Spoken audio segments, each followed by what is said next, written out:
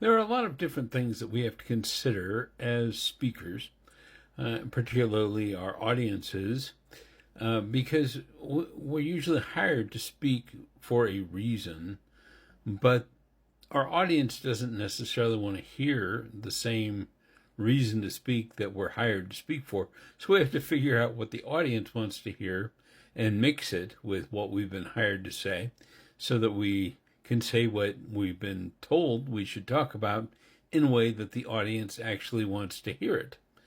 It's kind of nuts, but it's true because people who are hiring speakers, they may have their prescribed message they want to get across, but they don't necessarily know their audience as well as they think they do.